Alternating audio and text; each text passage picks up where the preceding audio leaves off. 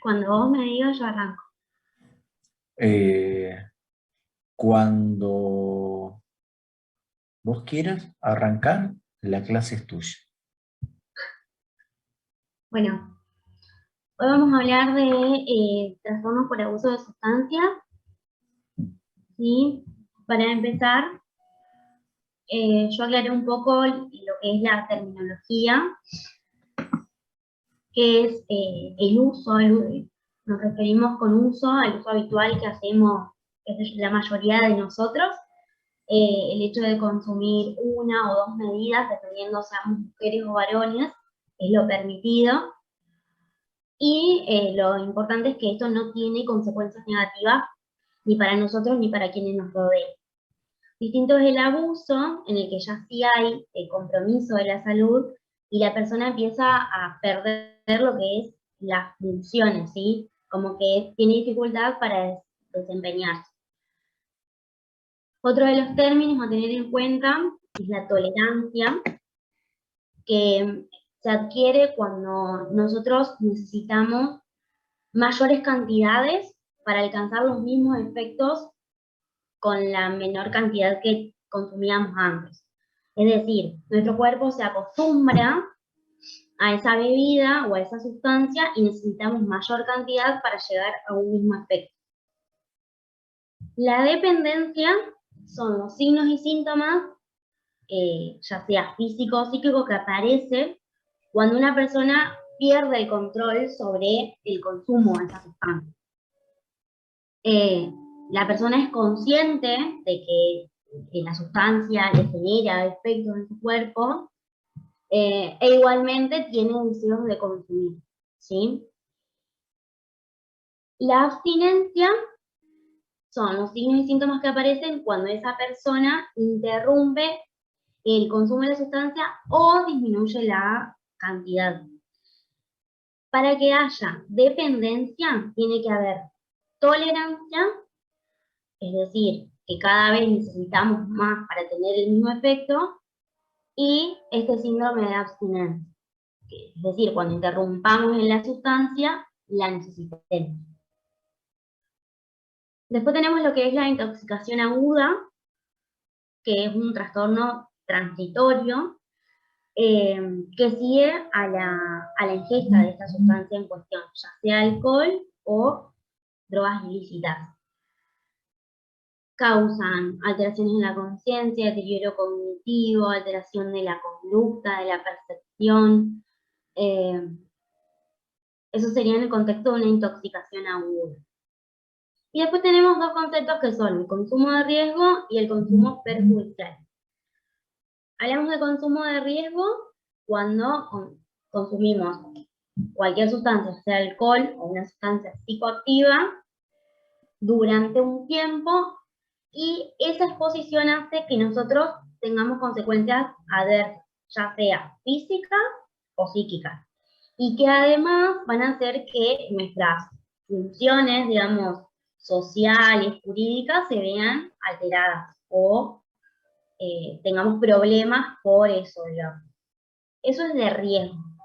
Y el perjudicial es cuando ya eh, el consumo dañó nuestra salud, tenemos daño físico, mental o social, y ya aparecen las consecuencias. No sé si esto algo no se entendió. Eh, Bien. Pero bueno, hasta ahí no hablamos de adicción. Para que nosotros digamos que una persona es adicta, tenemos que tener tres conceptos en cuestión, o se resumen en tres conceptos. Es la vulnerabilidad, en la vulnerabilidad, la periodicidad y la cronicidad.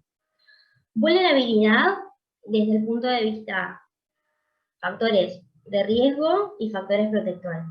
Estos factores de riesgo podemos decir que son el entorno en el que está la persona, el estar rodeado por personas que consumen, el no tener buena tolerancia al fracaso o no tener un buen contexto social que lo contenga, no haber tenido padres presentes que hayan puesto límite, estar en un contexto de delincuencia, todo eso generan vulnerabilidad en la persona. Sumado al consumo periódico, es decir, lo hago todos los días, o lo empiezo a hacer 3 días por semana, después necesito hacerlo más, hasta una semana, y se vuelve periódico. Y crónico, es decir, que ese consumo de todos los días se sostenga en el tiempo, ¿sí? Entonces, si yo tengo una persona que cumple con estos conceptos que decimos, es vulnerable, lo hace todos los días, lo mantiene en el tiempo, yo puedo hablar de que una persona es adicta. Y a su vez, hablamos de adicción y participa de la adicción. La adicción se explica a partir del sistema de recompensa. Nosotros sabemos que el sistema de recompensa está estimulado por cosas que nos dan placer, como son el comer algo rico, la actividad física, la actividad sexual, mismas hormonas que tenemos en el cuerpo, como las endorfinas, que estimulan lo que es el sistema mesolímbico, que está formado por el núcleo accumbens y la amígdala, y el área tegmental ventral. Entonces se estimulan las neuronas, generamos producción de dopamina y eso nos da placer. Se sabe que las drogas como la nicotina, o sea, el tabaco, el alcohol, la cocaína, los opioides, todas las drogas que se consumen, digamos, también estimulan de diferentes maneras o por diferentes vías este sistema de recompensa. Y es lo que nos termina llevando a querer cada vez más y generar esto que dijimos, tolerancia, dependencia. Y empieza lo que llamamos, al principio es el wanting o el querer consumir por tener placer. Después aparece lo que es el liking, me gusta, la paso bien y necesito consumir más. Y cuando hablamos de adicción, aparece lo que es el craving, que es ese deseo imperioso de necesitar sí o sí la sustancia, ya sea el alcohol o la marihuana, la cocaína, la sustancia que yo consumo, digamos, la necesito. Y es ahí donde hablamos de dependencia y adicción, y donde seguramente si la persona disminuye la cantidad o deja de consumirla abruptamente, va a entrar en un cuadro de abstinencia. En la fotito yo les dejo, explica, digamos, las diferentes vías de cómo las sustancias estimulan o por ahí inhiben o incrementan esta secreción de dopamina para generarnos placer y que se estimule el sistema de recompensa. Juan, no sé si querés agregar algo. No, yo cualquier cosa te digo, hasta ahora va perfecto. Bien. Bien. Más o menos para contarles cómo estamos en Argentina, se sabe que las personas, digamos, inician, pero en edad promedio a los 12 años, a consumir alcohol o cualquier droga ilícita. ¿Sí? Y que la edad de consumo máxima es entre los 16 y los 20 años, y se ve como un incremento o más prevalente en hombres, ¿sí? Y se sabe que el 75% de esos hombres y el 65% de las mujeres que consumen, además, tienen algún diagnóstico psiquiátrico. Lo más frecuente es la depresión, por eso estas personas tienen alta tendencia al suicidio, y las alteraciones de la personalidad. Los trastornos de personalidad como la antisocial es la que más se suele ver en las personas adictas. Se sabe también que las personas desempleadas o que no están escolarizadas por este contexto de vulnerabilidad que hablábamos, son las que más riesgo tienen de consumir. Las sustancias más consumidas son el alcohol, la marihuana, el tabaco, la cocaína y las benzodiazepinas actualmente como psicofármacos por la accesibilidad que tienen las personas, digamos, de llegar a ellas.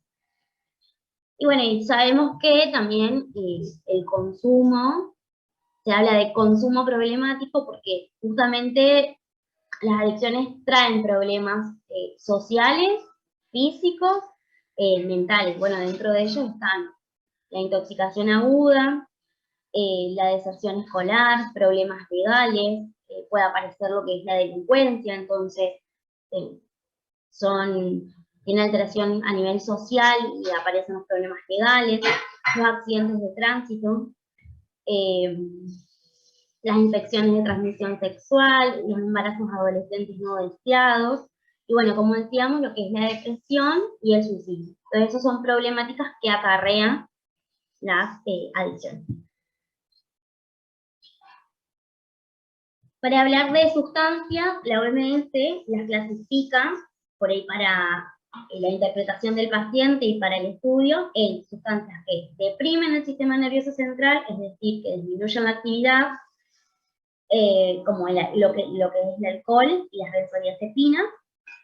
Después tenemos sustancias estimulantes, como las anfetaminas, la cocaína, la cafeína, y sustancias perturbadoras o alucinógenas también, que son las que alteran la percepción del estado de ánimo y el pensamiento, como son el LSD, la marihuana, el éxtasis, la ketamina.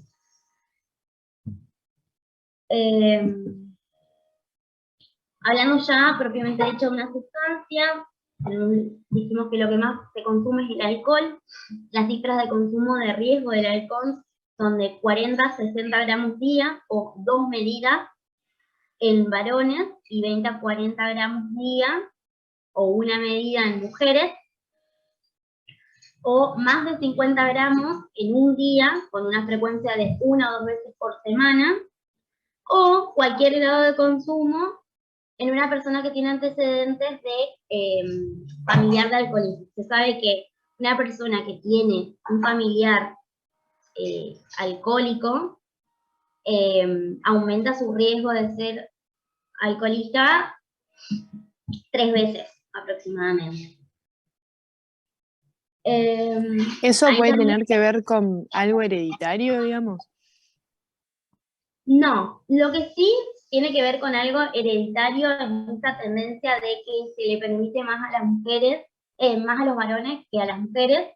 Se sabe que las mujeres tienen menos enzima alcohol deshidrogenasa para hacer el metabolismo del alcohol y por eso se permite menos. Pero por parte de antecedente familiar no. Es por lo que hablábamos de factores de vulnerabilidad del entorno, de predisponer a que ya crezcan con eso, digamos, y bueno, tengan la tendencia a el consumo. Les dejo también, está la tablita de los niveles de alcohol en sangre. Acá empieza con 0,5, pero hablamos ya de una intoxicación aguda a partir de 0,3, que es cuando dijimos que el alcohol deprime el sistema nervioso central. Sin embargo, con bajos niveles de alcohol en sangre, vamos a tener como esta estimulación del sistema nervioso. Por eso, primero, se va a manifestar con la definición, la incoordinación, la euforia, ¿sí? Y después de eso aparece lo que es el efecto sedante, el efecto de somnolencia, obnubilación, bradixiquia, ¿sí? Que puede llegar hasta el coma y muchas veces la muerte. Es importante que en estos pacientes tratemos de tranquilizarlos, de generar a veces contención mecánica, porque pueden estar violentos, no desafiarlos y ver si hay alguien que lo está acompañando para hacer la entrevista, porque el relato es muy difícil. Porque cambian todo el tiempo el relato, o porque no se le entiende lo que están hablando. Entonces siempre por ahí recurrirá el interrogatorio dirigido.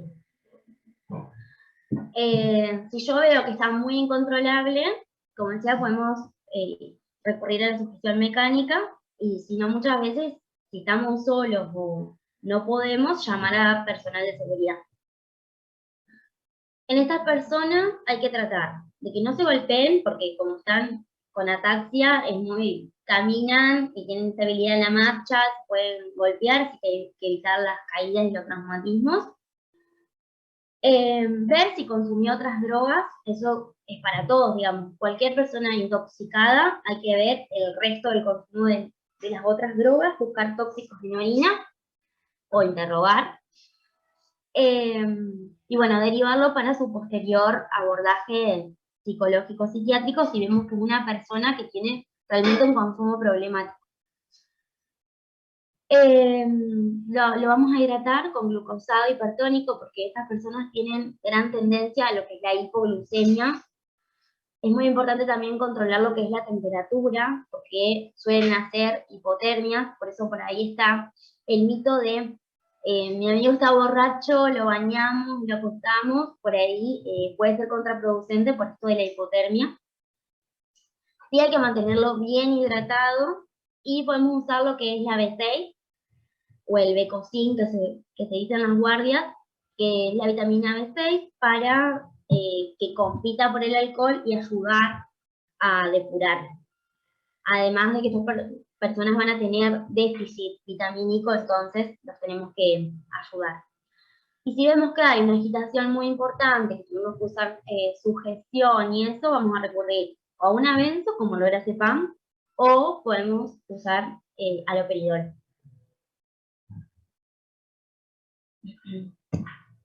Eso es lo que es la intoxicación aguda.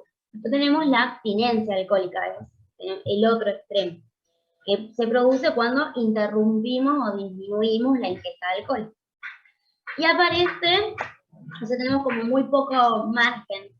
Pasan 6, 8 horas en esa persona que está acostumbrado y aparece el síndrome de abstinencia. Se va a manifestar con temblores, náuseas, vómitos, pueden tener taquicardia, ansiedad, hipertensión, estar como inquietos y pueden llegar a tener alucinaciones o delirio, ¿sí? Por eso siempre hay que prevenir el delirium tremens, que ahora vamos a hablar de qué se trata. Vamos a tener que tranquilizar al paciente, vamos a controlar sus signos vitales, por esto de la taquicardia, la hipertensión que pueden hacer. Y si nosotros vemos que tiene fiebre, convulsión, incontinencia, el síndrome de Wernicke-Korsakoff, que consiste en la alteración de la memoria reciente, o sea, no se acuerdan de nada de lo que recién pasó, sí se acuerdan de los años anteriores, pero no se acuerdan de lo que recién pasó. O hay algún trastorno, o sea, el alcohol generó trastorno médico grave, los tengo que mantener o en observación o en internación hasta que un especialista lo vea. Siempre voy a controlar el estado de hidratación, podemos hidratar con glucosado solo, como dijimos, o combinar con solución fisiológica. Acá también va a ir la B6 o la tiamina. Lo vamos a hacer en internación intramuscular y cuando se vaya a casa se va a ir vía oral. También si está agitado, las benzo, como el lorazepam. Y bueno, y si vemos que tiene alteraciones psicóticas como alucinaciones o delirio, vamos a usar el haloperidol.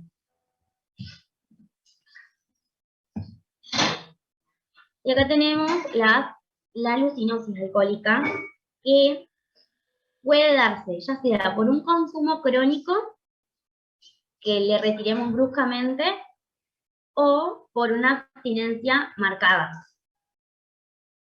Van a aparecer alucinaciones, sobre todo auditivas.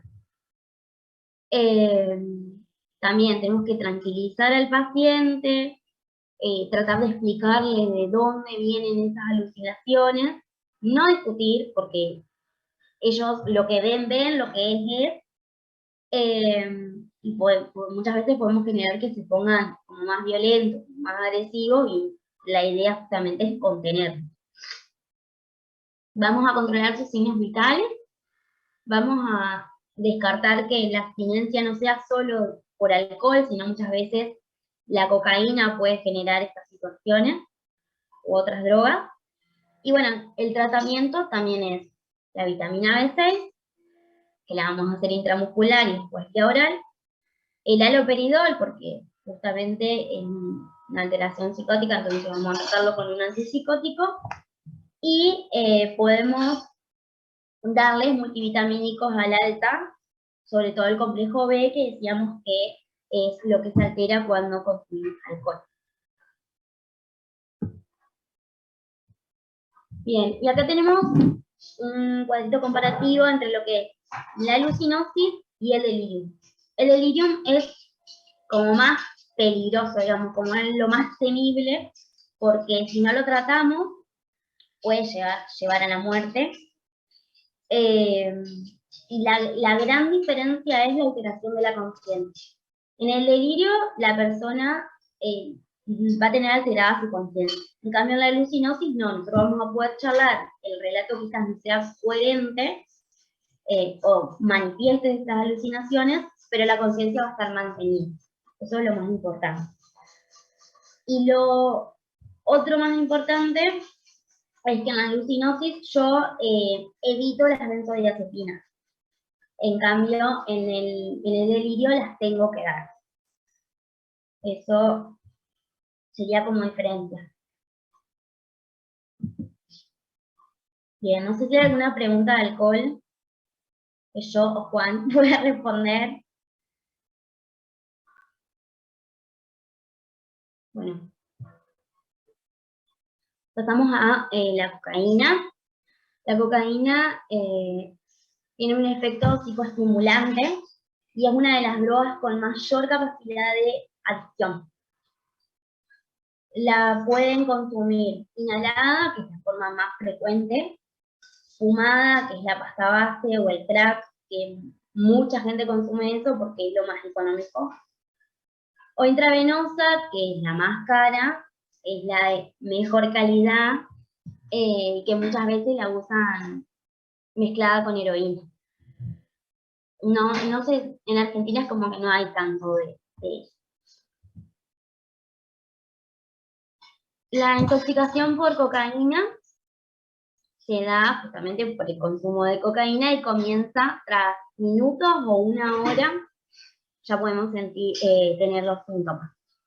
Las personas van a estar agresivas, agitadas, van a tener alucinaciones, como decíamos, que era un diagnóstico diferencial, excitadas, van a alterar su conducta, a nivel de signos vitales vamos a tener hipertensión, hipertermia, taquicardia, y son pacientes que van a estar midriáticos, a diferencia de otras intoxicaciones que generan miosis. Lo más temible de la intoxicación con cocaína es el infarto agudo de miocardio y la hemorragia intraventricular o hemorragia cerebral. En pacientes jóvenes de 20 años para arriba, que nosotros veamos que tiene dolor de pecho, o que el relato se altera, o que hay alteración, disartria, ataxia, bueno, vamos a tener que tener ojo, porque seguramente no lo manifieste, pero hay un consumo de cocaína. Usualmente los pacientes cuando consumen, o por lo menos los que yo vi, cuando consumen y tienen síntomas, no te cuentan que consumieron cocaína. Sí te lo cuentan cuando están en abstinencia, porque están tan desesperados que te lo cuentan para que vos trates de conseguir lo que les hace falta, digamos. Entonces en estos pacientes vamos a tener que hacer un buen control de signos vitales, vamos a tener que pedirle un electro para descartar infarto, vamos a tener que pedirle una tomografía para descartar hemorragia, porque un consumo de alta dosis, diríamos, puede generar estos efectos. No hace falta que sea en el tiempo. La hipertermia también suele ser muy común, así que hay que controlarla y bajarla en caso de tenerla. En estos pacientes que van a estar agitados también vamos a tener que evaluar si hacemos sugestión mecánica, si utilizamos ansiolíticos, benzodiazepinas. Y bueno, vamos a hacer lorazepam, como veníamos charlando, y muchas veces, en los casos de alucinosis, podemos usar o haloperidol, que también nos va a ayudar con la excitación, o risperidona. Y podemos recurrir a los beta-bloqueantes si hay taquicardia o hipertensión que no ceden, digamos, después de haber descartado lo que es el síndrome coronal.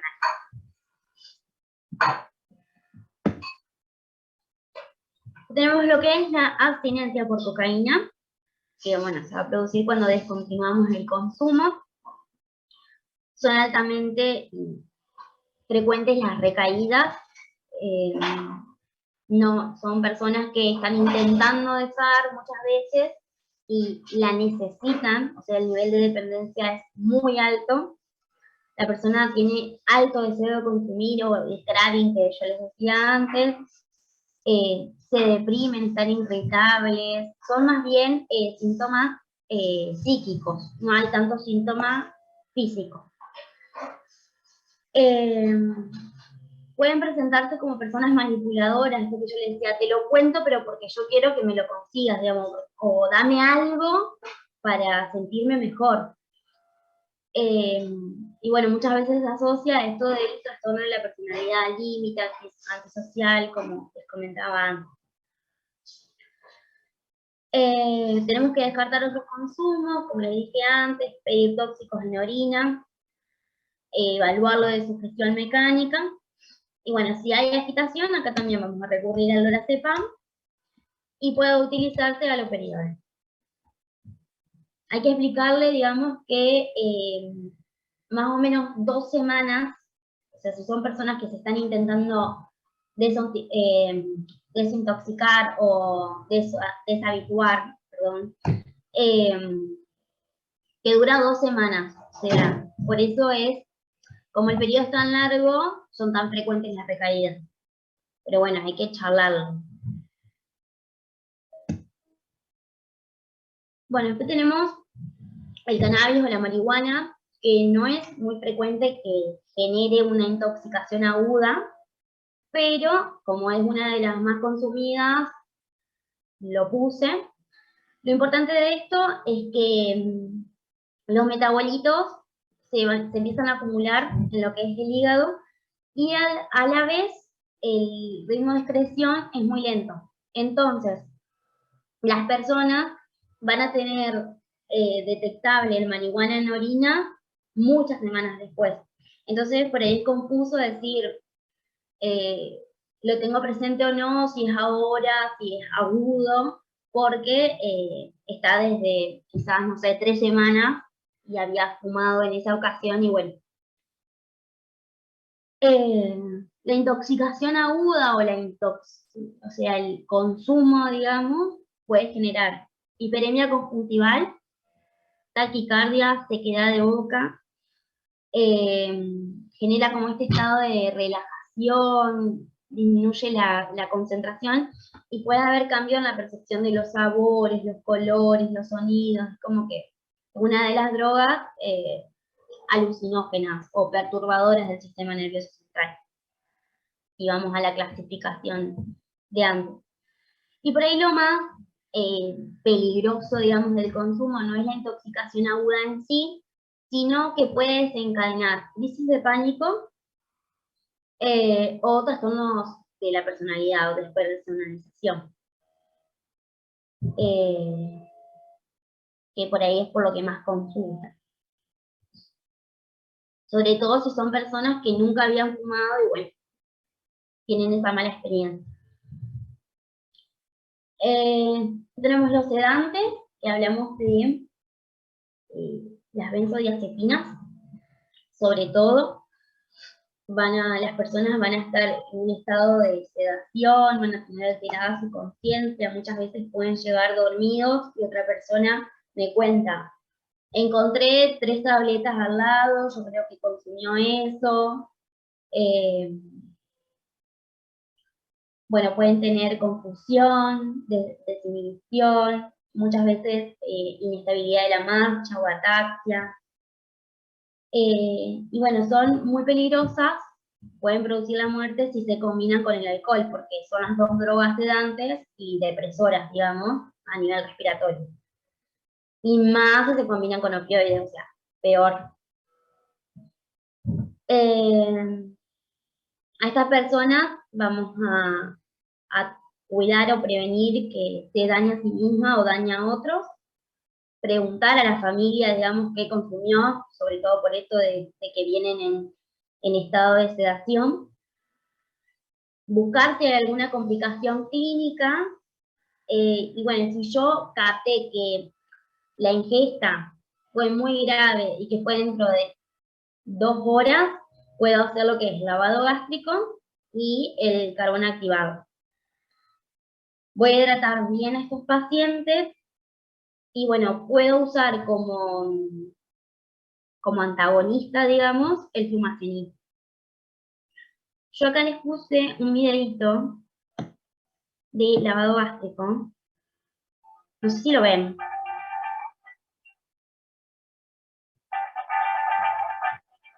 ¿Lo están viendo? Sí, sí. Se ve un poquito entrecortado.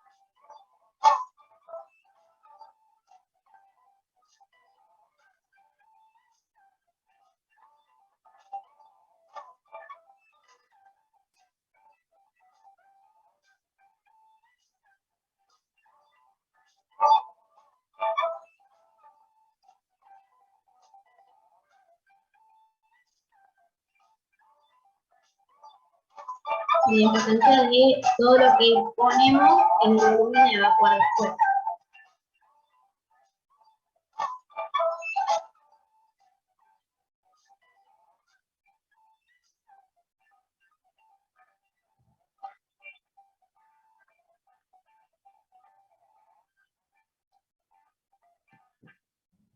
Bueno, eso se los dejo a modo de, porque por ahí nunca, nosotros no lo vimos nunca y bueno, a ver cómo se da,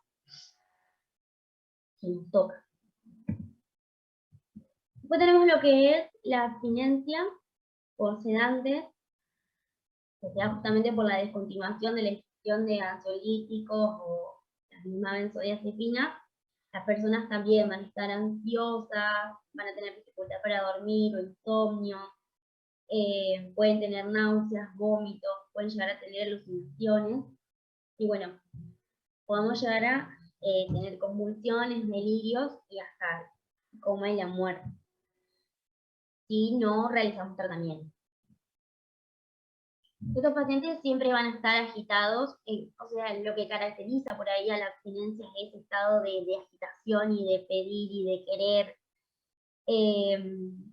Entonces vamos a explicarles que tenemos que hacerle un tratamiento y que a partir de ese tratamiento ellos se van a empezar a sentir mejor, y que depende también de cuánto consumieron, o sea, cuánto venían tomando, con qué frecuencia, cuándo fue la última vez que consumieron. Entonces muchas veces se pueden dar quizás benzodiazepinas o algún otro ansiolítico o antipsicótico, se va viendo como para reemplazar y que esa persona no tenga un descenso tan brusco y genere el síndrome de abstinencia.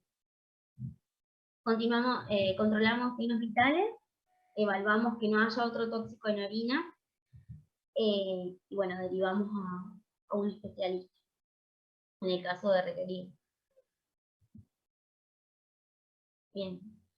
Tenemos la anfetamina. Las anfetaminas van a producir, la intoxicación aguda por anfetaminas va a producir signos de grandiosidad, van a estar como hipervigilantes, atentos, como muchas veces con delirios paranoides o de persecución, de todo el mundo me mira o me persiguen o están ensañados conmigo, ansiedad. Y bueno, después los signos vitales también van a estar alterados, taquicardia, hipertensión, y bueno, puede haber alucinaciones. Le vamos a decir al paciente que los síntomas van a ser pasajeros y explicar sobre todo lo que vamos a hacer por esto del delirio paranoide, digamos, y está tan perseguido, si se quiere decir de una forma, porque se lo pueden tomar a mal, y en el medio de esta agitación y agresividad no nos van a colaborar con el tratamiento. Vamos a usar también benzodiazepinas como el diazepam o el lorazepam. Podemos usar betabloqueantes como el propanolol para tratar lo que son los temblores, la taquicardia. Y en el caso de estos síntomas de alucinaciones o delirios, vamos a usar haloperidol o risperidol.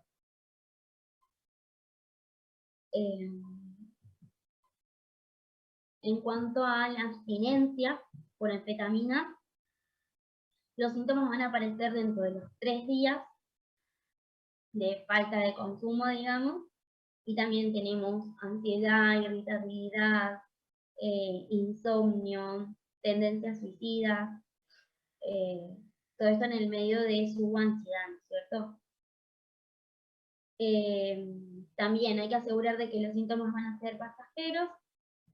Vamos a ver cuánto consumía, con qué frecuencia, hace cuánto tiempo, si consume otras drogas, ver si tiene esto de la tendencia al suicidio para dejarlo no internado, derivar con un especialista. Y bueno, en el caso de ansiedad podemos recurrir a un avento, ante síntomas psicóticos haloperidol o risperidona, y siempre se pueden utilizar como tratamiento de sostén los antidepresivos, por esto de la tendencia al suicidio, la depresión.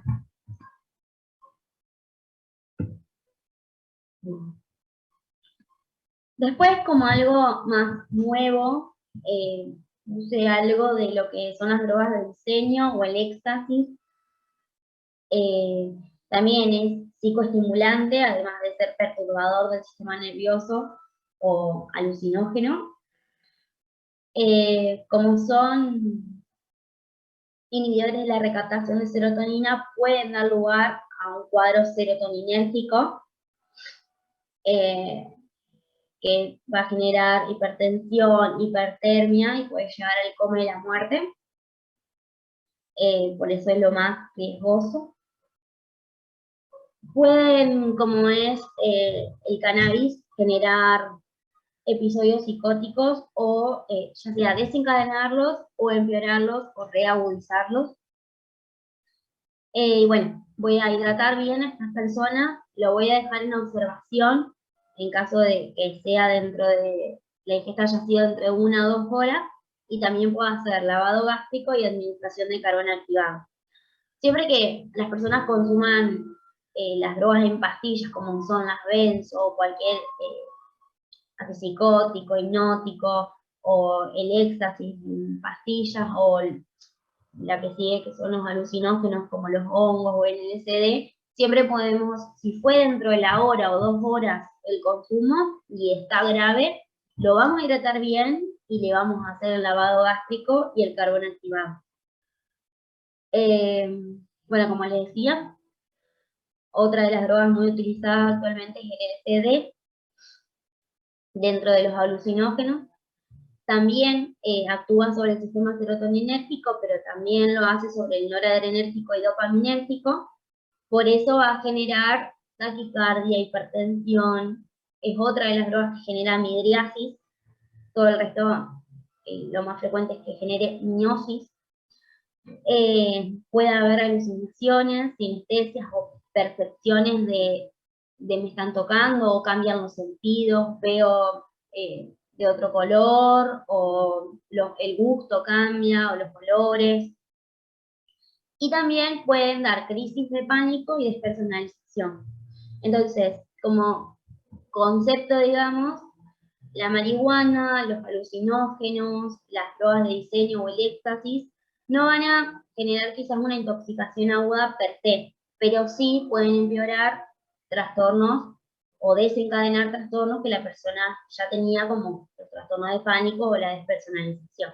Eso serían como los riesgos. Y eso sería todo.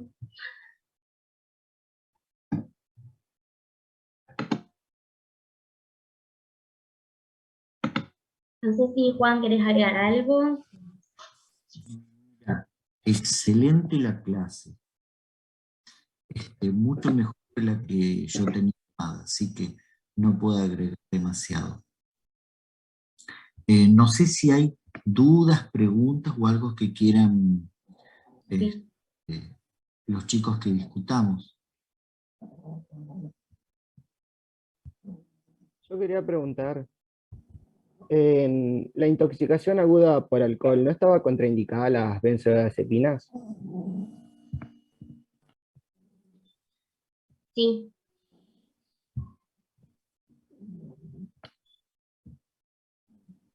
Sí, por eso en el caso de agitación en intoxicación aguda, puedes usar el haloperidol.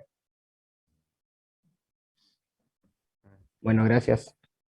Cuando vos tenés cuadros alcohólicos, podés utilizar benzodiazepinas, entre ellas el lorazepam, para abstinencias. ¿Sí? Claro. Tenés intoxicación, el alcohol te puede potenciar el efecto depresor, sobre todo el respiratorio. Entonces, no se hace ningún tipo de benzodiazepina. Sí, y como bien dijo Mick, si el paciente está muy agitado, lo manejás con antipsicóticos. ¿Sí? Si no, no.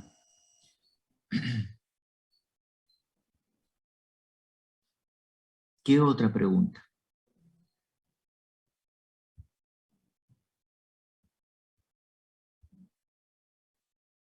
¿Claro? Carolina Salcedo, ¿no? Bueno, chicos, mi debut dando clases fue con ustedes, así que